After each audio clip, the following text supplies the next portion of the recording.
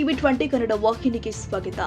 2027ರಂದು ನಡೆಯುವ ಸಂಕೇಶ್ವರ ನಗರದ ಲಕ್ಷ್ಮೀ ಜಾತ್ರೆಯ ಕುರಿತು ಪೂರ್ವಭಾವಿ ಸಭೆಯು ನಗರದ ಲೀಲಾ ಲಾನ್ಸ್ನಲ್ಲಿ ರವಿವಾರ ಸಾಯಂಕಾಲ 5 ಗಂಟೆಗೆ ಕರೆಯಲಾಗಿತ್ತು. ಸತತವಾಗಿ 3 ಬಾರಿ ಲಕ್ಷ್ಮೀ ಜಾತ್ರೆಗೆ ಅಧ್ಯಕ್ಷರಾಗಿ ನೇತೃತ್ವ ವಹಿಸಿದ ಊರಿನ ಹಿರಿಯರು ಆದ ಅಪ್ಪ ಸಾಹೇಬ ಶಿರಕೋಡಿ ಅವರು ಜಾತ್ರೆಯ ಸಂಪೂರ್ಣ ಜವಾಬ್ದಾರಿ ನಿಭಾಯಿಸಿದರು. ಆದರೆ ಈ ಬಾರಿ 2027ರ ಜಾತ್ರೆಗೆ ಅಧ್ಯಕ್ಷ ಸ್ಥಾನದ ಬದಲಾವಣೆ ಕುರಿತು ಸಾಕಷ್ಟು ಊಹಾಪೋಹಗಳು ಚರ್ಚೆಗಳು ನಡೀತಾ ಇದ್ವು. ಆದರೆ ಇವತ್ತು ಲೀಲಾ ಲಾನ್ಸ್ನಲ್ಲಿ ನಡೆದ ಲಕ್ಷ್ಮೀ ಜಾತ್ರೆಯ ಪೂರ್ವಭಾವಿ ಸಭೆಯಲ್ಲಿ ಆಗಿರುವ ನಿರ್ಧಾರ ಏನಂದ್ರೆ 2027ಕ್ಕೆ ನಡೆಯುವ ಜಾತ್ರೆಯ ನಿರ್ಧಾರ ಎಲ್ಲ ಸಮಾಜದ ಜನರಿಗೆ ವಿಶ್ವಾಸಕ್ಕೆ ತೆಗೆದುಕೊಂಡು ಜಾತ್ರೆ ಯಶಸ್ವಿ ಮಾಡುತ್ತೀವಿ ಮತ್ತು ಮಾರ್ಚ್ 24ರಂದು ಕರೆಯಲಾದ ಪೂರ್ವಭಾವಿ ಸಭೆಯಲ್ಲಿ ಸಂಕೇಶ್ವರ ಊರಿನ ಎಲ್ಲ ಸಮಾಜದ ಜನ ಯಾರಿಗೆ ಅಧ್ಯಕ್ಷ ಮಾಡ್ತಾರೋ ಅದಕ್ಕೆ ನಮ್ಮ ಬೆಂಬಲ ಇದೆ ಅಂತ ಊರಿನ ಕೆಲ ಹಿರಿಯರ ನೇತೃತ್ವದಲ್ಲಿ ನಡೆದ ಸಭೆಯಲ್ಲಿ ಸ್ಪಷ್ಟವಾಗಿದೆ. ಕಮ್ಯುನಿಕೇಶನ್ ಗ್ಯಾಪ್ ಆಗಿತ್ತು. ಅದು ಇವತ್ತು ಅವರು ನಾವು ಒಂದು ಟೈಮ್ ಕೂಡಿದೀವಿ. ಈಗ ಉದ್ದೇಶ ಏನೈತಿ ನಮ್ದು, ನೀವು ಕ್ವಶನ್ ಹೆಂಗೂ ಕೇಳಿ ನಾವು ಅದನ್ನೆಲ್ಲ ನಮ್ಮ ಉದ್ದೇಶ ಚಲೋ ಐತಿ.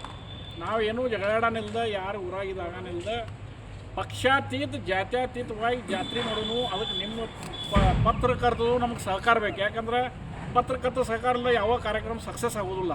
ಇದು ನಿಮಗೂ ಗೊತ್ತೈತಿ, ಅದು ನಮಗೂ ಗೊತ್ತೈತಿ.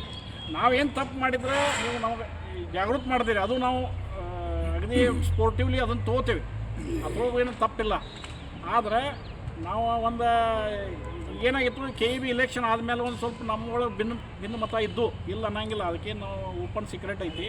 ಆದರೆ ನಾವು ಜಾತಿ ಸಲುವಾಗಿ ಎಲ್ಲ ಪಕ್ಷ ಜಾತಿ ಎಲ್ಲ ಭೇದ ಮರೆತು ನಾವು ಒಂದಾಗ್ತೇವೆ. ನೀವು ಎಲ್ಲರೂ ಜಾತ್ರೆ ನೋಡುವ ಹಂಗೆ ಜಾತ್ರೆ ಎಲ್ಲರೂ ಕೂಡಿ ಮಾಡ್ತೇವೆ. ಈಗ ಅಪ್ಪ ಸಾಹೇಬನ ಅಧ್ಯಕ್ಷ ಆಗೋಕೆ ನಿಮ್ಗೆ ಇದೈತಿ ಸಮ್ಮತಿ. ಈಗ ಬಂದು ಜನ ಠರಿಸ್ತಾರೆ. ನೀವು ನಾವು ಅಧ್ಯಕ್ಷ ಆಗೋದು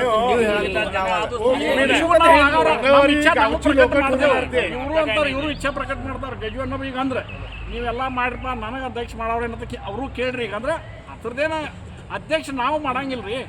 ಅಧ್ಯಕ್ಷ ನಾಳೆ ಬರೋ ಜನ ಮಾಡ್ತಾರೆ. 24 ತಾರೀಕು ಜನರ ಠರಿಸ್ತಾರೋ ಆ ಪ್ರಕಾರ ನಾವು ಹೋಗ್ತೇವೆ.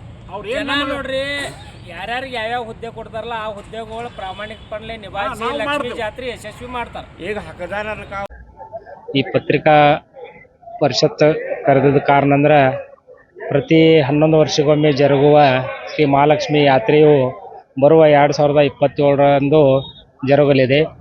ಅದಕ್ಕಾಗಿ ಕಳೆದ ಕೆಲವೊಂದು ದಿನಗಳಿಂದ ನಮ್ಮ ಸಂಕೇಶ್ವರ ನಗರದಲ್ಲಿ ಕೆಲವೊಂದು ಊಹಾಪೋಹಗಳು ಎದ್ದಿದ್ದವು. ಆ ಊಹಾಪೋಹಗಳು ಎಲ್ಲ ಸುಳ್ಳಿದೆ. ಏನೋ ಒಂದು ಸಣ್ಣ ಪುಟ್ಟ ಮನಸ್ತಾಪಿದ್ರೂ ಎಲ್ಲರೂ, ಎಲ್ಲ ಸಮಾಜದ ಮುಖಂಡರು, ಎಲ್ಲ ಸಮಾಜದ ಯುವಕ ಮಿತ್ರರು ತಮ್ಮ ಮನಸ್ಸಿನೊಳಗೆ ಏನೇ ಇದ್ರೂ ಅದನ್ನೆಲ್ಲ ಮನಸ್ಸಿನಾಗಿಂದ ತೆಗೆದು ಹಾಕಿ ಎಲ್ಲರೂ ಸೇರಿಕೊಂಡು 2027ಕ್ಕೆ ಬರುವ ಶ್ರೀ ಮಹಾಲಕ್ಷ್ಮಿ ಯಾತ್ರೆಯನ್ನು ಅತಿ ವಿಜೃಂಭಣೆಯಿಂದ ಆಚರಿಸುವುದನ್ನು ನಿರ್ಧರಿಸಲಾಗಿದೆ. ಅದಕ್ಕೆ ಸಂಕೇಶ್ವರ ನಗರದ ರಹವಾಸಿಗಳಿಗೆ, ಎಲ್ಲ ಸಮಾಜದ ನಾಗರಿಕರಿಗೆ ನಂದು ವಿನಂತಿ ಏನಂದ್ರೆ, ಯಾರೂ ಏನೂ ಊಹಾಪೋಹಗಳಿಗೆ ಕಿವಿ ಕೊಡಬೇಡ್ರಿ. ನಾಳೆ 24ನೇ ತಾರೀಕು ಎಲ್ಲರೂ ಮೀಟಿಂಗ್ ಹಾಜರಾಗಿ ಮಹಾಲಕ್ಷ್ಮಿ ಯಾತ್ರೆ ಯಶಸ್ವಿಯಾಗಿ ಜರುಗಲು ಸಹಕರಿಸಲಿ ಎಂದು ಕೇಳ್ಕೊಳ್ತೇನೆ. ಇನ್ನು ದಿನಾಂಕ 24ರಂದು ಅಧ್ಯಕ್ಷ ಸ್ಥಾನದ ಗದ್ದುಗೆ ಯಾರು ಅಲಂಕಾರ ಮಾಡ್ತಾರೆ ಅನ್ನೋದು ಕಾದು ನೋಡಬೇಕಾಗಿದೆ.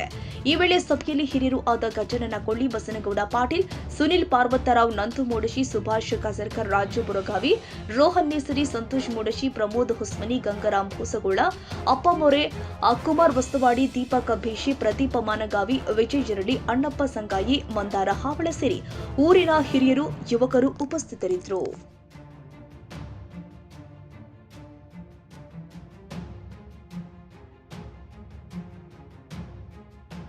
ಕನ್ನಡಿಗರ ಮೆಚ್ಚಿನ ನಿಮ್ಮ ಟಿವಿ 20 ಕನ್ನಡ ವಾಹಿನಿ ಇದೀಗ ಟಿವಿಯಲ್ಲಿ ಲಭ್ಯ.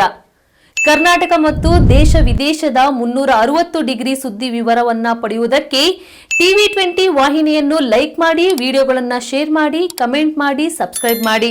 HCN ಕೇಬಲ್ 842 ನಂಬರ್ನಲ್ಲಿ ಹುಕ್ಕೇರಿ ತಾಲೂಕು ಹಾಗೂ ಸಂಕೇಶ್ವರದ ಸುತ್ತಮುತ್ತಲಿನ ಹಳ್ಳಿಗಳಲ್ಲಿ ಲಭ್ಯ. PCN ಕೇಬಲ್ 129 ನಂಬರ್ನಲ್ಲಿ ಹಾರುಗೆರೆ ಸುತ್ತಮುತ್ತಲಿನ ಹಳ್ಳಿಗಳಲ್ಲಿ ಲಭ್ಯ.